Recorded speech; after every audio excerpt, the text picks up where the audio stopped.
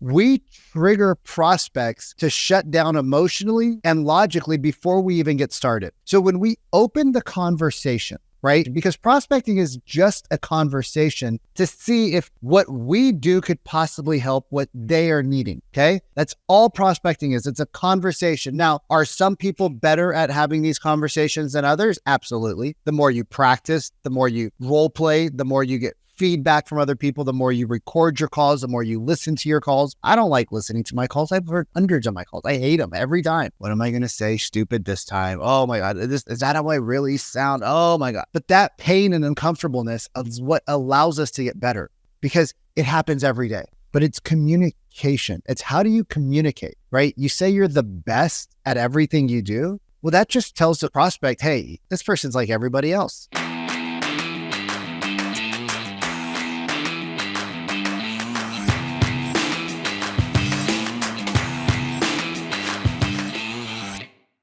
Been talking with a lot of real estate agents over the last couple of weeks, and a lot of agents are struggling with booking appointments because they don't know what they're saying.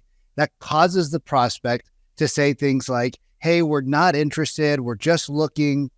Hey, we're thinking about the market. Hey, we want to sell, but we don't want to sell now because we want to see what happens with interest rates, or we want to see what happens with this or that, or all these things. And what we need to learn really quickly, right? What we need to learn is that our sales process is not about us telling the prospect everything we do. Now, I've talked to thousands of real estate agents in my life, and I've heard thousands of real estate agent pitches, and I've seen what they say. And what a lot of agents talk about is their company. Oh, my company did this. My company, I sold this much. I sold that much. Well, how's any of that relevant to the prospect? Right? How is your company stats relevant to the prospect? And or do you think your prospect hasn't done any research on you or your company? Right? The social world that we live in, right? The internet world that we live in allows your prospect to get to know you prior to you coming over. So oftentimes prospects will know what company you're with, some of your basic stats. They know enough about you from what they saw online that when you walk in and the first thing you say is, oh, well, let me tell you about my company, right? Like in our presentations, the first page that we turn to is about us. Well, why?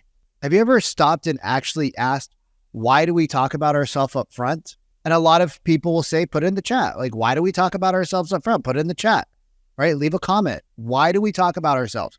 Well, we were taught that if we talk about ourselves from somebody before the internet came out, right? These are tactics that are 25, 30 years old.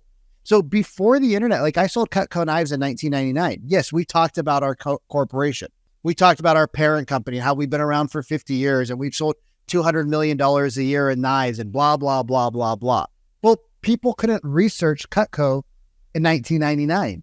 People couldn't research you in 1999, but people can research you now. So isn't it weird that the first page we talk about in our presentation is about us, right? When we talk about us, what do you think it says to the prospect? Who's more important?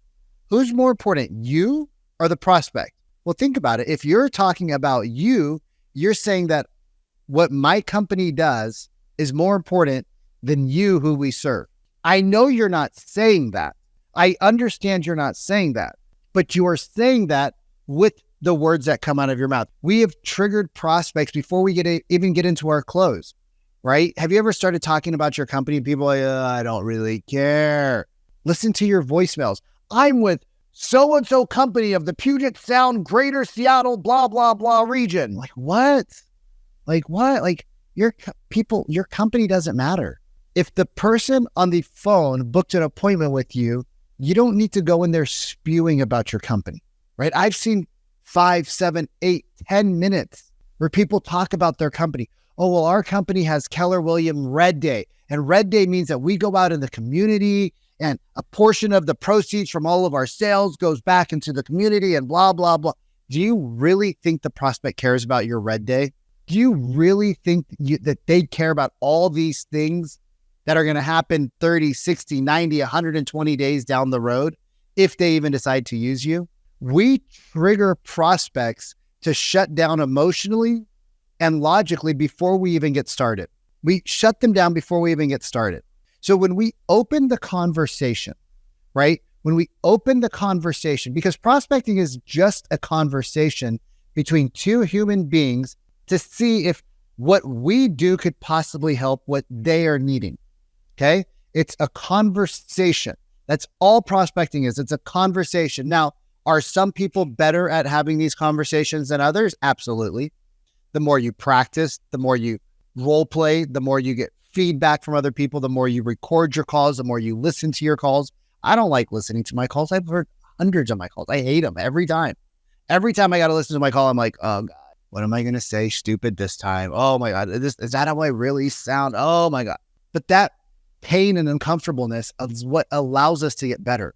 I've met very few top agents, very few top salespeople who don't work on their tonality, who don't watch back their presentation and be like, why the hell did I just spend the first 14 minutes with this new person talking all about me and my company and my successes? Why did I do that? That's crazy. That's crazy. That's crazy. Like the prospect has been ignored for 15 minutes because you're sitting there rambling on. Here's another thing, right? Here's another thing. And if this is you, like, I love you. I just want you to know that. I just come across very direct. All right. I'm a D on the disc scale. I'm very direct. All right. No, I'm not a dick. I'm direct. All right, y'all, please. When you call somebody, right, and we spend 5-10 minutes, right, in the presentation going over the company. And why am I talking about this so much? Because it happens every day.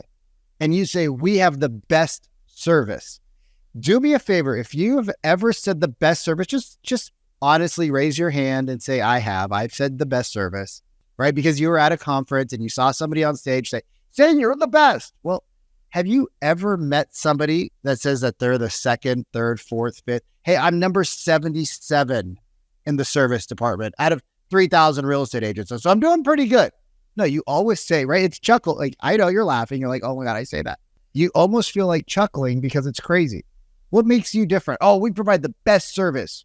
We're always there for our clients. I don't need my agent to be always there for me. I need my agent to be there when I need them, right? Hey guys, I'm available between the hours of 9 in the morning and 7 at night.